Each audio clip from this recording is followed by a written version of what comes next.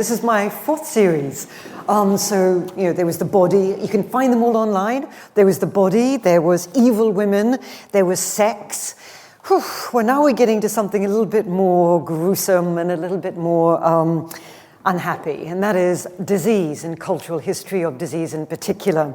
Look, the first thing I really want to talk about is, what do we actually think when we think about tuberculosis? What sort of mental image comes up in our heads?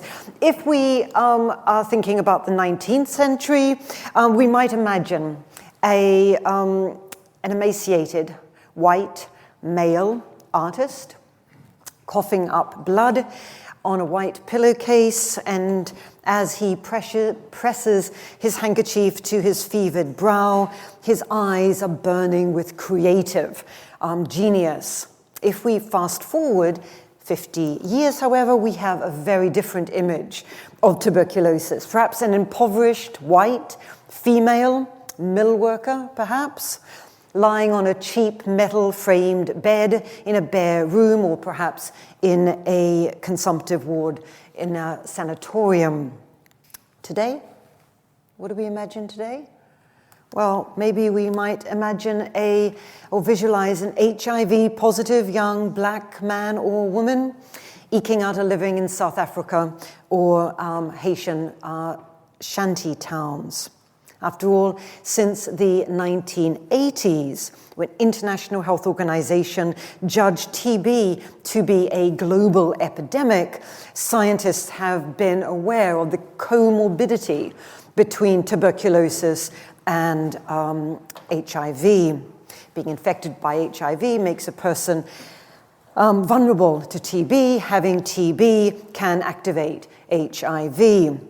40 years before the announcement of a global epidemic, it was assumed that TB would eventually be relegated to history. But of course, drug-resistant strains has meant that it remains endemic in many societies.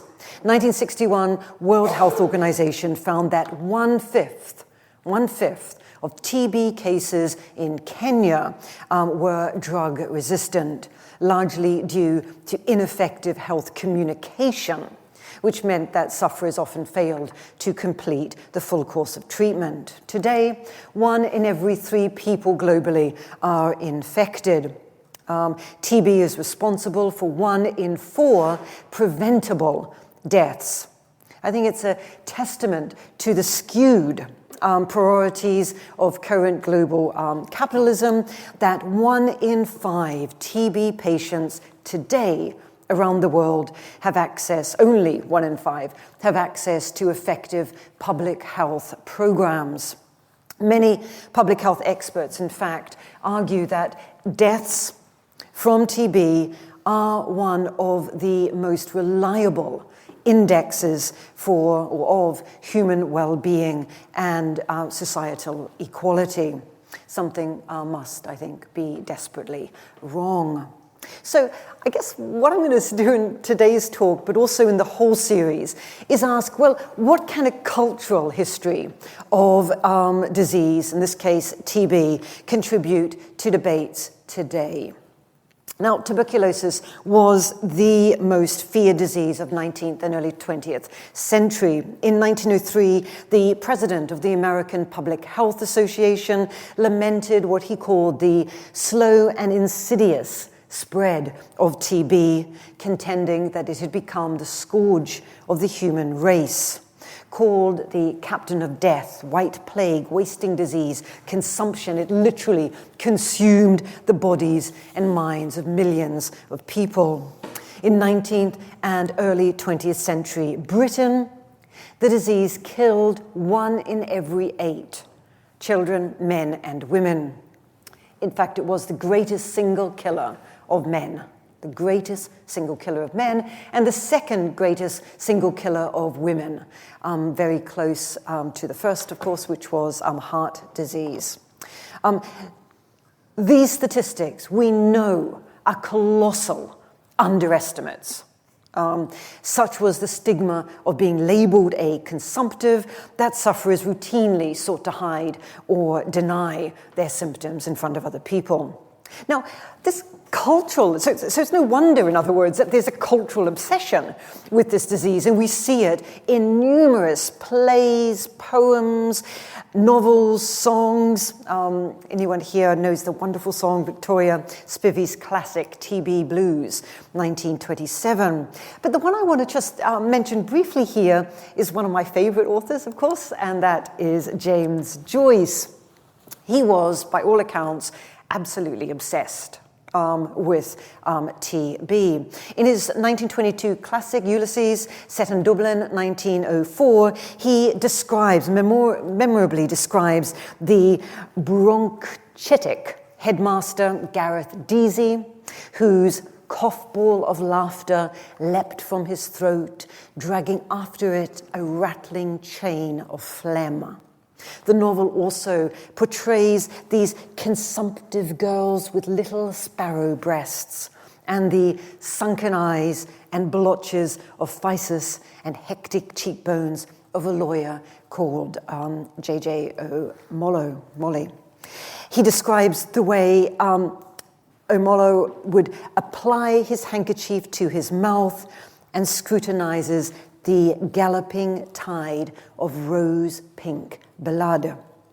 However, I think Joyce's most poignant description of TB comes in another essay, actually, short story he wrote called The Dead, which was published in the short story collection The Dubliners, 1914. The entire setting, for those of you who know this story, the entire setting of the story is tubercular. Even the doorbell is wheezy, and the festivals are interrupted by high-pitched bronchitic laughter. Characters exchange news about the benefits of a bracing air, and there is ominous allusions to people suffering from colds. But the climax of The Dead revolves around the singing of a traditional Irish ballad about the fragility of love and the untimeliness of death. When a central character called Greta Conroy hears the Lass of Autumn being sung, she becomes upset, confessing to her husband Gabriel that her very delicate lover, 17-year-old Galway man named Michael Furry, used to sing it to her. Furry had tuberculosis and was, quote, in his lodgings in Galway and wouldn't be let out because he was in decline. Greta explains that when Furry heard that she was migrating to Dublin, he escaped his sickbed, made his way to her house, and sang to her under a tree in the rain. Furry's reckless excursion sparked the acute phase of TB, and a week later, he was dead. In the story The Dead, Gabriel becomes jealous of the lonely churchyard where Michael Furley lay buried. Now, what I find really interesting about this story, this short story written by James Joyce, is that it lay bare what for him was a very personal story. The story, in other words, drew directly from Joyce's life. His lover, Nora, resembles Greta. She too had been in love with a Galway man called Michael Bodkin. In 1903, after Michael had been diagnosed with tuberculosis, Nora, the real Nora, broke off the relationship, telling him she was leaving for Dublin. Ignoring his doctor's advice, Bodkin made his way to Nora's home and in the pouring rain sang a farewell song under an apple tree. The chill aggravated his TB and he died. According to Nora's sister, Joyce was forever jealous of the dead Bodkin, feeling a rivalry with a dead man buried in the little cemetery, Drahun.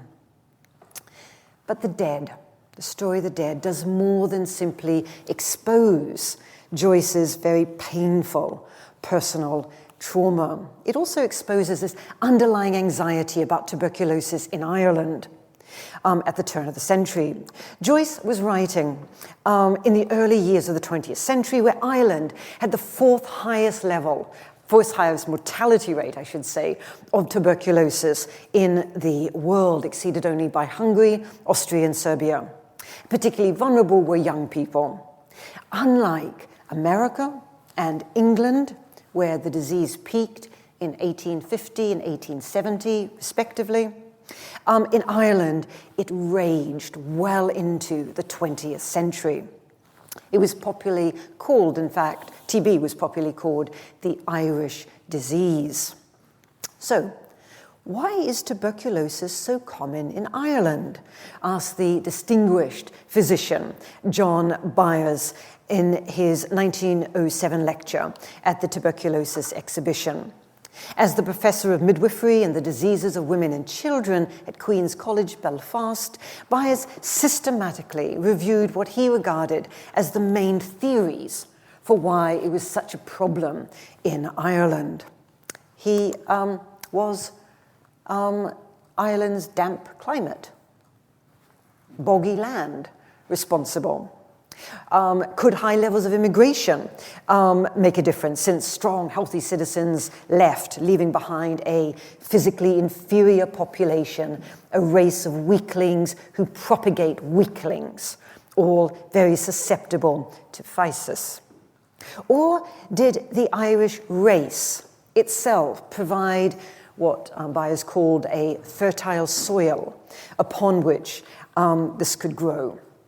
Although Byers agreed that these explanations, these ones here, did have some explanation, had some merits, he maintained that they were in fact inadequate. Instead, no surprise here, he blamed the Irish themselves. Their lack of education about sanitation, nutrition, and housing had left them unable to grapple with the White Plague. Byers chastised his fellow Irish men and particularly women, for their excessive use of alcohol and increased use of tea and white household bread instead of the old porridge and buttermilk. Children, he argued, were being fed infected meat. In fact, he estimates that 30% of cows in Ireland had tuberculosis. He's probably right about that, by the way. Adults, he wrote, possessed unsanitary habits which, when combined with crowded accommodation, poor ventilation, helped spread TB. Furthermore, unlike the rest of the UK, infected Irish patients had limited access to segregated housing. And Byers urged the government to impose compulsory notification of TB, establish sanatoriums, inspect abattoirs, and promote public education, particularly of our mothers and our wives and our sisters in temperance, cleanliness, and sanitation. Now, as we'll see throughout this whole series of talks on the cultural history of disease, sick people, including females, or particularly, I should say, females and minoritized people, were routinely blamed for their own afflictions. Now, Byers was writing at a particular time, 1907, a particular place, Ireland. However, knowledge of this disease has a very long history. It goes back, in fact, to ancient times. Archaeologists have found evidence of the disease in 5800 BCE in Europe and 4500 BCE in the Near East. The forms of disfigurement typical of TB appears in ancient art. One of the earliest descriptions of the disease can be found in the writings of Hippocrates, he was the one who actually called it phthisis, from the Greek word meaning to decay and waste away. It was Aristotle who observed that phthisis was contagious, as did Galen in the 2nd century. Benjamin Rush, to move forward, and he was the one who argued that the contagious properties were not due to the occult, but were carried through the air. So a very important sort of medical distinction here in the late 17th century. Benjamin Rush, the greatest physician, American physician, I should say, in the early years of the Republic, believed that TB was caused by a systemic underlying debility that weakened the serum or blood, causing hypersecretions from the bronchial vessels. According to Rush, a person's underlying weaknesses were the cause of this. So, in other words, the disease was, as he put it, ignited by puberty, humoral imbalances, and grief. The actual microorganism was not discovered until 1882, when Robert Koch christened it the bacillus. From that date onwards, scientists throughout the world dedicated their labors to investigating its properties and propensities. They were able to show that between 1/3 and 40% of TB patients expelled copious bacilli whenever they coughed, and that these bacilli could be ejected for up to 10 feet. The bacilli adhered to bedding, food, clothing, furniture, stuck to hands and the faces of people around the inflicted person. As Koch lamented, bacilli were scattered everywhere with ease. Its main symptoms: coughing up blood, fever, weight loss, night sweats, facial pallor. It could be chronic, with patients surviving, in fact, for decades, or it could be galloping, resulting in an agonizing death. But the disease named tuberculosis was not just the bacillus. It has become a truism to suggest that TB is a social disease. Now, of course, this is not, obviously, to deny that respiratory TB is an infectious bacterial disease caused by Mycobacterium tuberculosis, MTB. But culture gives meaning to nature. Many people affected with MTB, many people are affected by MTB, but it remains latent until the person's immune system is compromised by stress, poor diet, inadequate accommodation, poverty, malnutrition, and in recent years, HIV. In other words, MTB is a necessary but not sufficient cause of the illness. Furthermore, what happens within our bodies can only be understood through the prism of the world around us. The language used to refer to the diseases, to any diseases, affects people's responses to it. As the name suggests, phthisis, wasting disease, decline, consumption, the white plague, the captain of death, or tuberculosis, for example.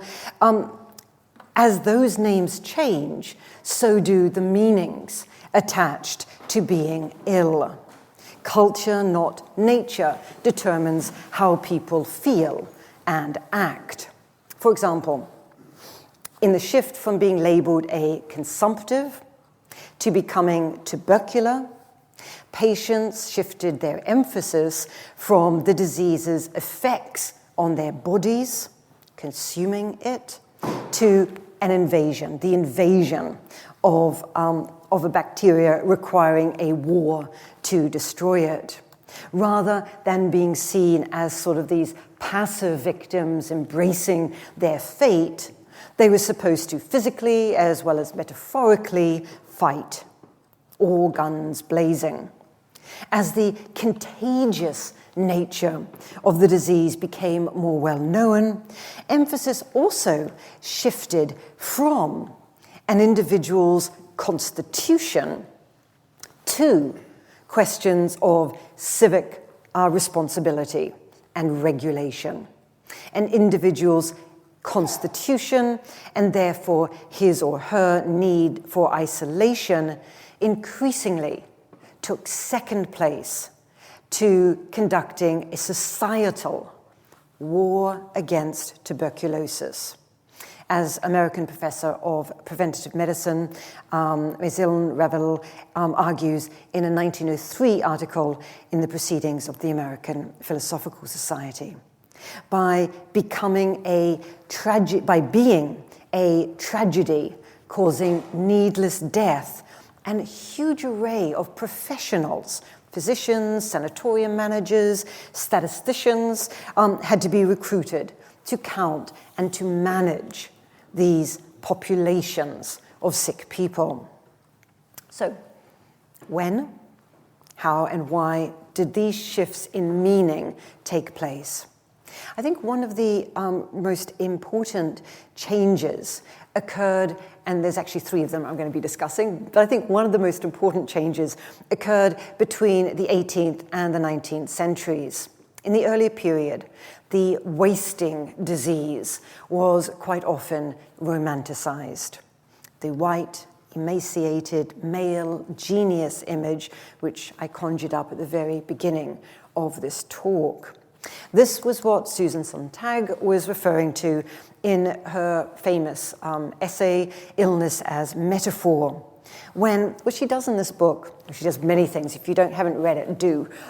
What she does, though, is she contends that TB was the obverse of cancer.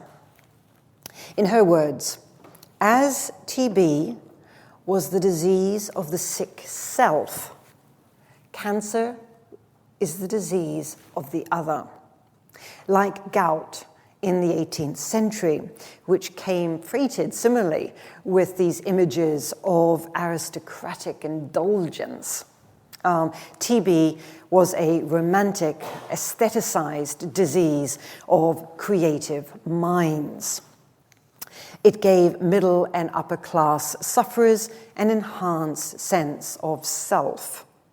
As historians of medicine, Clark, Lolo, and Akito Suzuki explained in a fantastic article, I recommend it.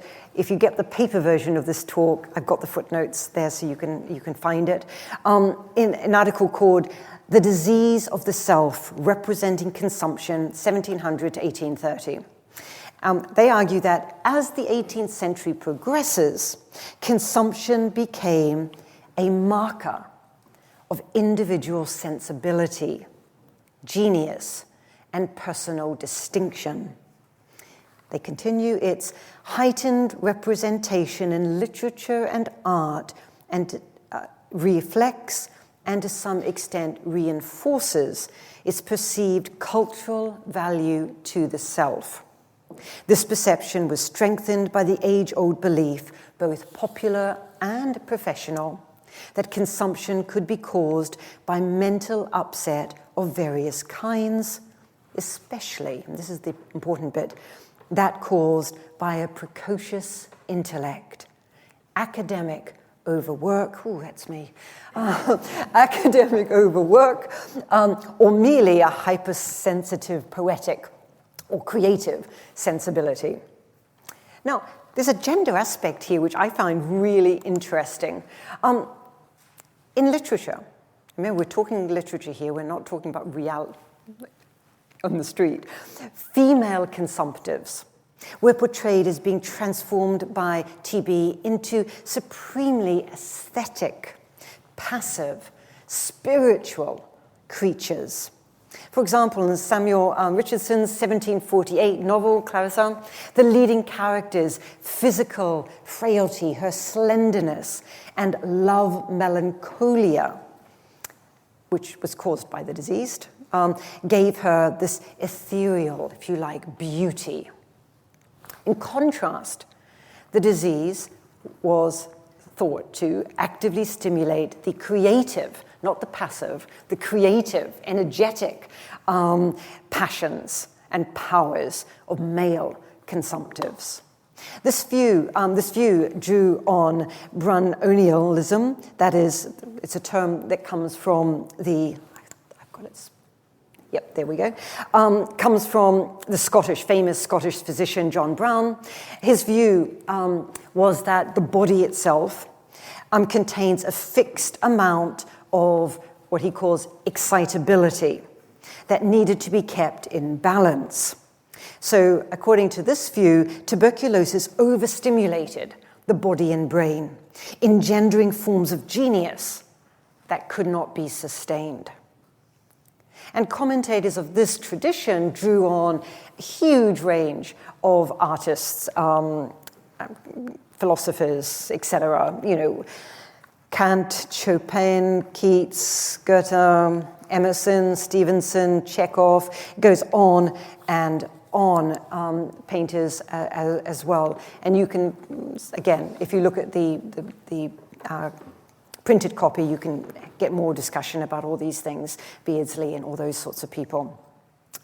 So this sort of fantasy of the consumptive as a person of exquisite taste and sensibility was so powerful that sufferers themselves would attempt to live and die according to that image. In the 1920s, the link between TB and enhanced artistic sensibilities was so entrenched. And this is a quote, by the way, I think it's just everyone uses it, so I don't know why I am. The famous, everyone who writes about TB quotes Lord Byron, who quipped that, I look pale, I should like to die of a consumption, because the ladies would all say, look at that poor Byron, how interesting he looks in dying. I don't think he looks like he's dying here. Anyway, the sensitive, delicate, and slender bodies of male consumptives testified to their social and creative distinction. Their deaths were dramatizations of their ability to transcend the hustle and bustle of vulgar, modern, industrial life. These sufferers, both male and female, were framed as invalids rather than patients. They were deserving of the support of their families and friends, as well as the veneration of their communities. This romanticized image of the consumptive did not last. Industrialization, urbanization, with their accompanying fears linked to the dangers of miasma. That is the belief that disease was caused by bad air, miasma. According to this view, minute animalcula, the old term used for microscopic organisms, and then germs, shifted anxieties about disease transmission towards blaming impoverished others. The moral responsibility for this disease was assigned to the working classes with their allegedly dirty, disgusting habits. In particular, poor women were seen as vectors of disease. And of course, rich women were meant to be their educators, teaching them how to do it properly, cleanly. Women's bodies began to be discussed as the soil that harbored disease. Women gave birth to infants already containing the seed of tuberculosis. Their inept cooking of cheap cuts of meat, their purchase of cheap infected milk imperiled their families. Their unsanitary housekeeping spread risk to middle-class homes. Their promiscuity infected middle and upper-class family men who consorted with them in homes of vice. This was not only a gendered discourse, no surprise here as well, it was highly raced. As we've already seen in the 18th century, consumption was racialized as the disease of white creative types. But 19th century commentators increasingly linked the disease to minoritized ethnic groups. Medical and other experts in Los Angeles, for example, blamed Mexicans for spreading the disease, leading to calls for tighter border controls, rigorous medical checks, deporting repatriating as many as possible. And similar movements can be seen wherever we want to look in this period. Colonial white Australia fueled a nativist rhetoric based on sort of this pure Australian. Post-war Britain, Asian immigrants targeted. The result was inadequate, highly damaging policies founded on racialized and racist agendas. A useful case study of this, I think, can be found by looking at responses to indigenous peoples in the US. These populations had extremely high levels of infection. According to some estimates, over half of Navajo had TB. An extremely low life expectancy. This caused, for example, 1940, the editors of the American Journal of Public Health to call TB a Indian massacre due to neglect to the extent which is truly a disgrace to the nation. So how did physicians at the time explain this? Well, they basically used three main theories: culture, virgin soil, racial weakness.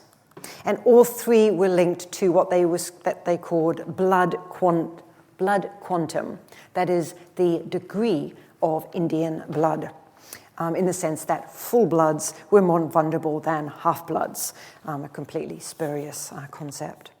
Although epidemiological research from the 1930s had established that there was a link between poverty and TB, the idea that indigenous peoples were particularly susceptible to the disease due to cultural practices. For example, the Sioux people were chastised for pipe smoking and religious dances, and that their bodies had were somehow more primitive. And these views have a very, very long life. The Reverend D.A. Sanford promoted a particularly racist indictment of Indian idleness and vice in an article called "What is Killing Our Indians?" 1901, published in the ironically named The Indian Friend. And what he does in this is actually say that explicitly it is Indian habits that are blameworthy. So the virgin soil theory is the second most influential explanation for the susceptibility of indigenous people to TB. According to this theory, indigenous Americans were vulnerable because until recent times they had limited exposure to the disease. So their immune systems were vulnerable. But as historian Christian Macmillan points out, this virgin soil theory assumes this racialized body. Primitive people had to wait for their biology to catch up with civilization, and some caught up more quickly. Unfortunately, many historians, modern historians, echo these virgin soil arguments. This is a point being made by a really fantastic, I think, critical historian called David S. Jones, who argues that, in fact, there's little evidence that immune deficiencies were the cause of mass deaths. After all, TB was present in pre-colonial populations, and by the 19th century, when this theory becomes huge, the communities had long established relations or contact with Europeans. There was, in other words, no virgin soil. So why have virgin soil explanations been so pervasive, even to the present? Jones suggests that their popularity is due to three things. First, the elegance of immunological determinism. Second, reactions against economic determinism of Marxist traditions. And third, the ideological and psychological satisfactions of deflecting attention from the impact of colonialism to an innate, morally neutral biologism. So given such high levels of racism, classism, general misanthropy, it is hardly surprising that the stigma associated with being exposed as a consumptive was formidable, and not only for the person suffering the disease, but their entire family and their entire community. It was believed to be a disease of poverty and filth. In the words of Dr. Woodcock of the National Association for the Prevention of Tuberculosis, 1912, tuberculosis is in truth a coarse, common disease, bred in foul breath, in dirt, in squalor. The beautiful and the rich receive it from the unbeautiful poor. And I give lots more examples of this in the paper version if you want to have a look at it. Medical understandings of the transmission of the tubercle failed to dent the pervasive or widespread assumption that the disease was hereditary.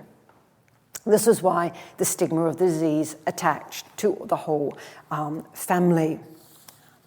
Physicians, the high levels of fear and the high levels of stigma made the disease ripe for unlicensed and often unscrupulous drug peddlers and health entrepreneurs. And my favorite one is one entrepreneur in the 1970s claimed that he was selling the same ointment that Mary Magdalene anointed the feet of Christ. No wonder he was selling it for £60 for a treatment.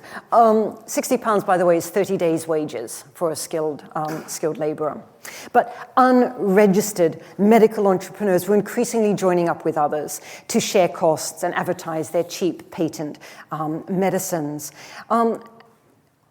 We can criticize these peddlers of medicines, but they did provide tuberculosis patients with hope. They were selling comforting rituals and routines, and given that until the 1920s, orthodox medicine had little to offer sufferers, bogus treatments which provided hope might be as good as much else that was on offer. Indeed, practically all treatments were palliative up until that period. And here, men, for example, were encouraged to take to the seas or to immigrate to warmer climates. And there's all these books that titles such as Winter Homes for Invalids, New Mexico, its climatic advantages for consumptives, California for fruit growers and consumptives, and my favorite, the wonderfully alliterative, The Canaries for Consumptives. And it wasn't until 1908 that effective medical responses to TB became possible. This is when immunologists Albert Camelt and Camille Guérin, both based at the Pasteur Institute in Paris, used the diluted strain of bovine TB to create the vaccine BCG. But the vaccine, it takes off in some places and it's very effective in some places, and we can talk about that if you like later. But, in Britain particularly, there was a resistance to using it, partly because there was such huge investment in sanatoriums for consumptives. Sanatoriums which would provide fresh air, clean environments, aim to build up bodily strength, and most importantly, to isolate infected people from the rest of the population. Some of them enforced rest and forbade risky activities, which I am told by a manager of one of these things that risky activities are reading and sex. While others, especially in Britain with its revered work ethic, promoted heavy work therapy. But these sanatoriums were not going to be a effective solution for when faced with the epidemic of TB. They were not realistic options, for example, for female sufferers, responsible for families, responsible for children. They were often harsh places where people had to follow extremely strict regimes. In the 1920s, 3/4 of patients died within 5 years of being institutionalized. Indeed, the death rate of people discharged from sanatorium was no lower than that in the general, those treated in the community. In other words, the money spent on building and maintaining the sanatoriums might have been better spent in improving living conditions of the laboring poor. The fact that they provided accommodation, so for only 2% of active sufferers in Britain, also suggests that they were not a main factor behind the decline of the disease. More commonly, sick people simply isolated themselves at home, sleeping on porches, in tents, in the back garden, or in designated sick rooms. Surgery was also increasingly becoming an option. So heroic surgery became really, really popular, peaking in the 1930s. In the first 3 decades of the 20th century, surgeons and other medical professionals who believed that TB was transmittable from mother to fetus, a belief, by the way, that persisted well into the 20th century, resorted to compulsory sterilization of women who were invalids, while almost no one suggested sterilizing male invalids, even though it's a much safer and simpler operation. Medical reservations about the normality of pregnancy meant that they were increasingly happy to sterilize women. And so you get all these really strong arguments about the eugenic importance of sterilizing women who had tuberculosis.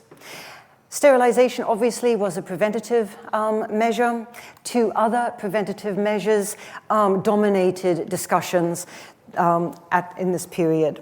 The first was stamping out the source of TB in infected food, and the second was hygiene education. So by the 1980s, there was clear scientific evidence that 2 of the main vectors of the disease were diseased milk and meat. From the 1860s onwards, there had been a dramatic increase in the consumption of meat in Britain and the US. Meat consumption in Britain, for example, almost doubled between the 1860s and the 1890s, and it increased further by 1914.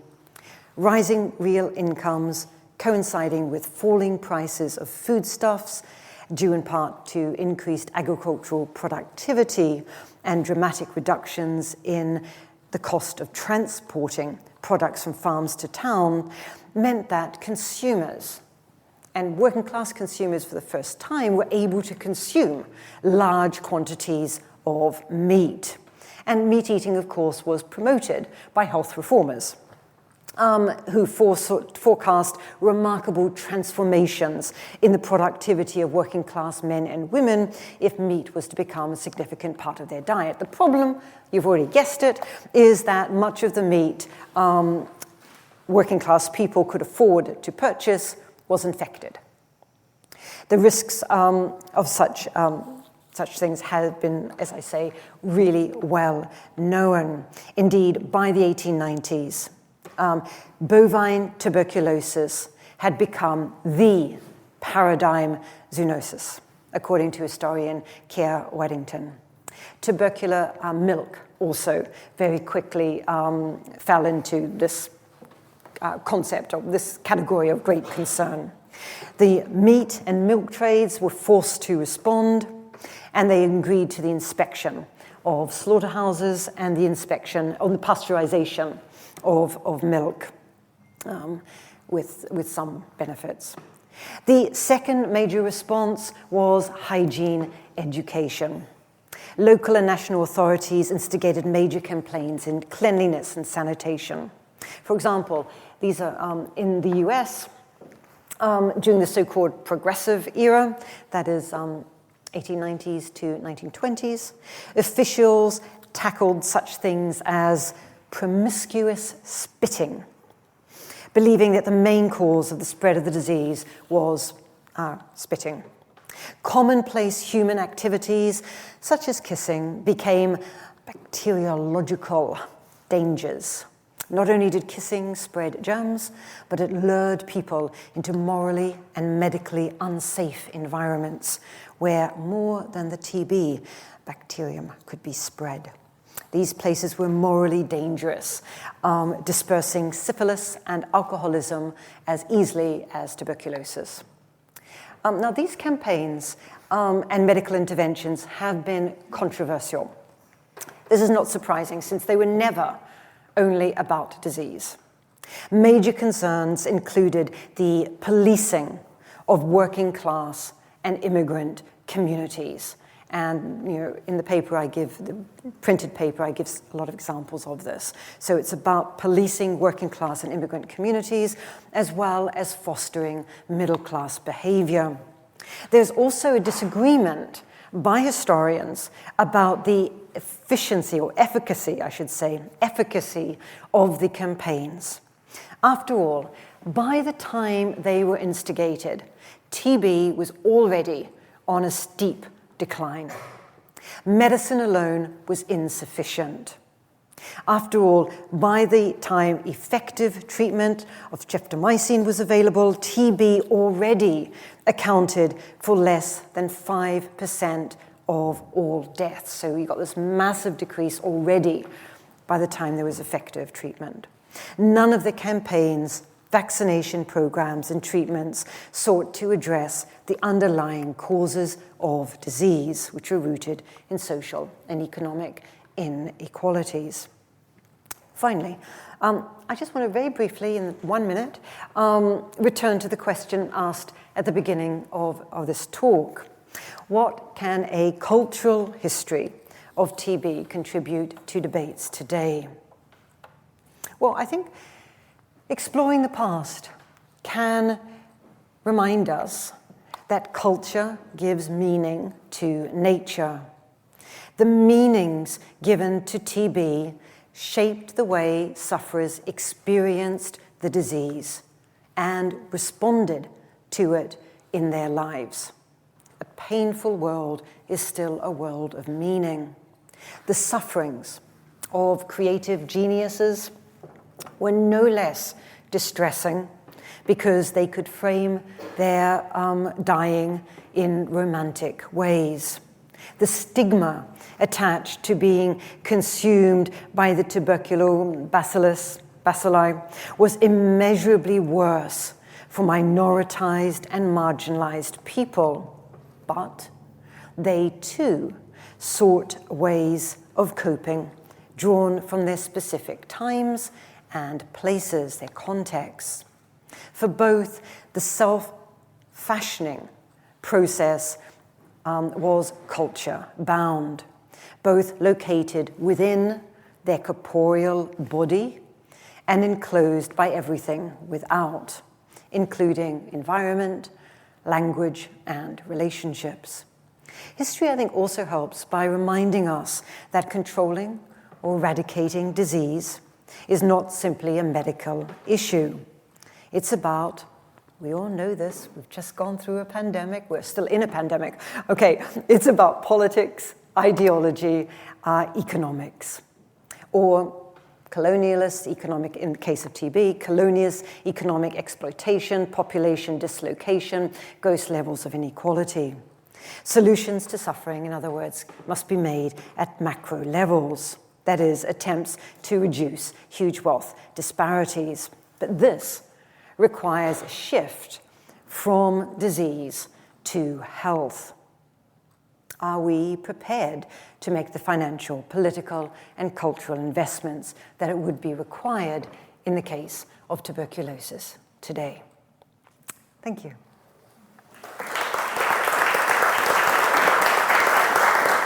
There's a question here from our people out there in outer space, as far as I know, which I don't know anything about, and I hope you can answer. Could you comment please, on the TB work of Thomas Beddoes and Humphrey Davy. Yep. Thomas Beddoes and Humphrey Davy, their work is incredibly important because what they were trying to do is refocus attention on precisely the social and economic vectors that I think are so important when we look at the spread of TB and attitudes towards it. What's really important in what they do is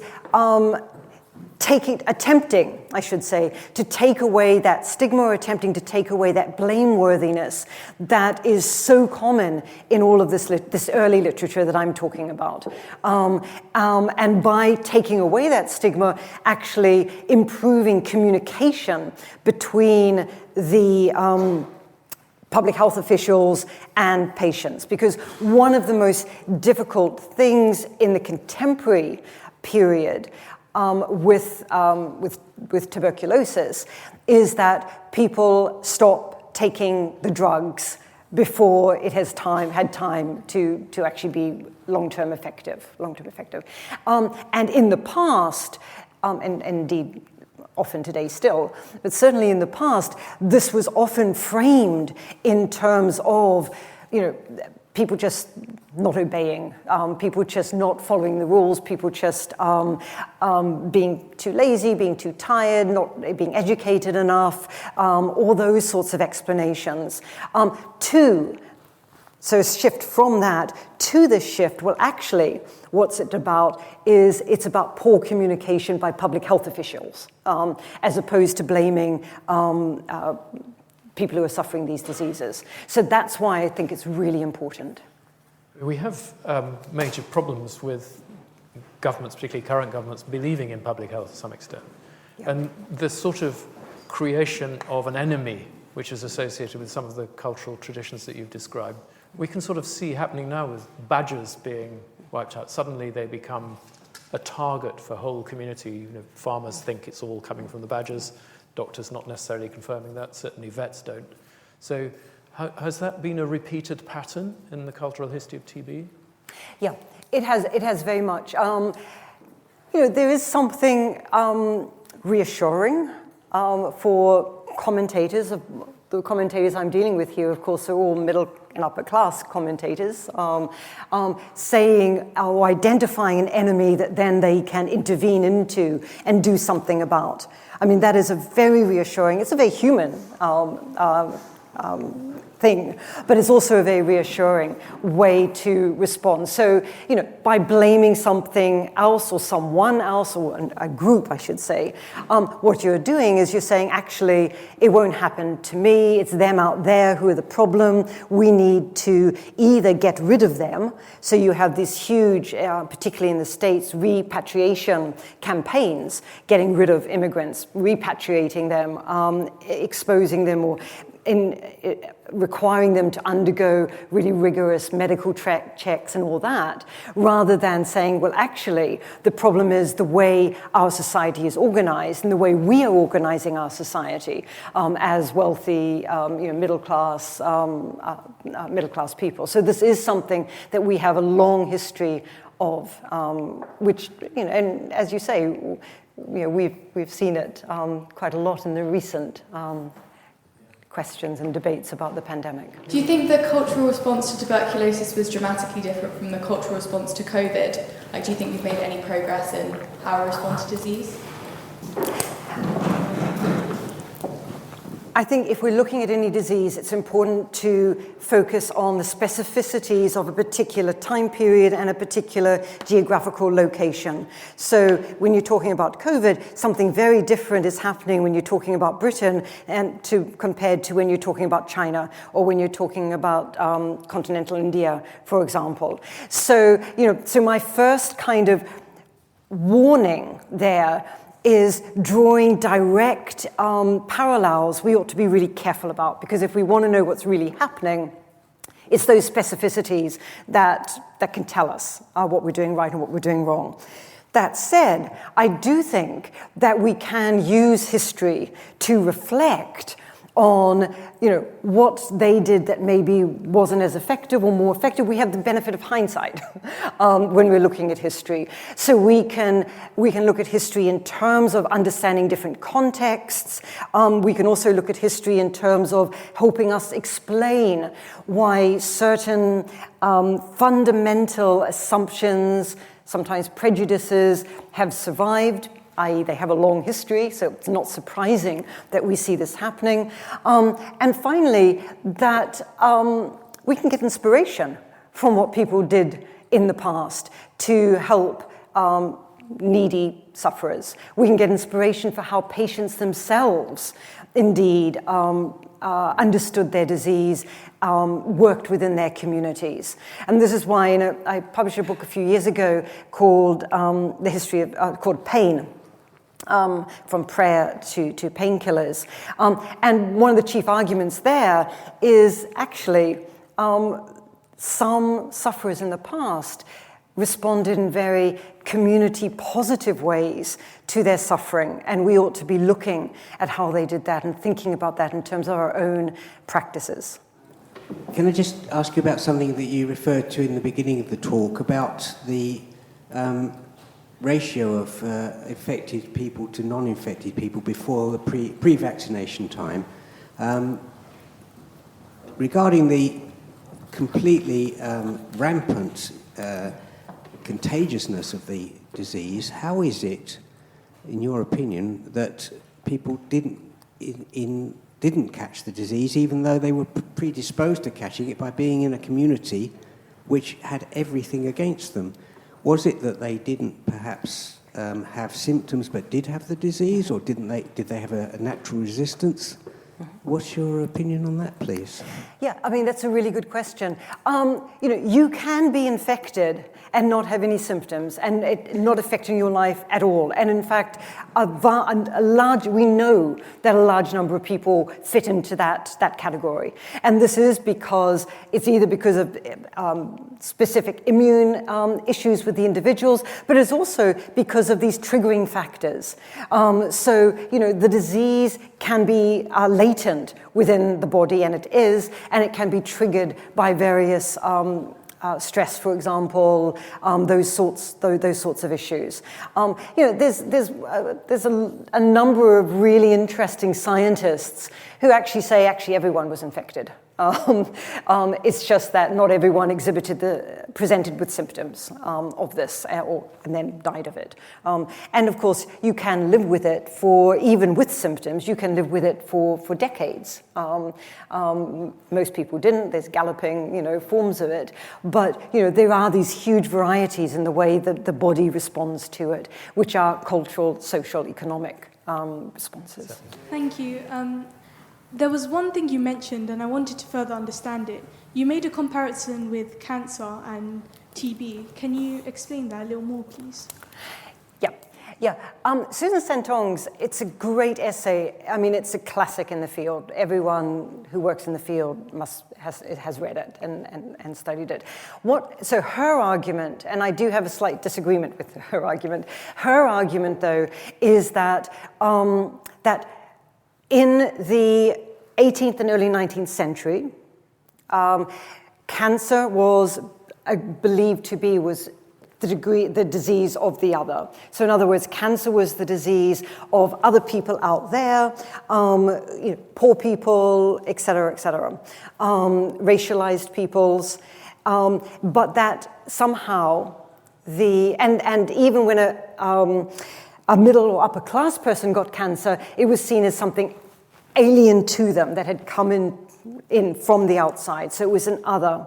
What she sees in TB in this period, in the early period, is that it was something that actually, rather than being externalized by people, by sufferers, was internalized as something that told them something about themselves. So it was a disease of self, which they could, and people who looked after them and their communities, could see as something that actually was a positive thing about their, for example, exquisite sensibilities, their creative genius, the disharmony within the body caused by an excess of genius, an excess of creativity. So that's the distinction that she makes. I think where she and I sort of part ways slightly is about questions about when that ends. And that's, I think, where we part. So that it's basically a historian thing. I think it ended much earlier than she does. But So, ladies and gentlemen, thank you very much for coming. And may we thank once again Professor Joanna Bourke.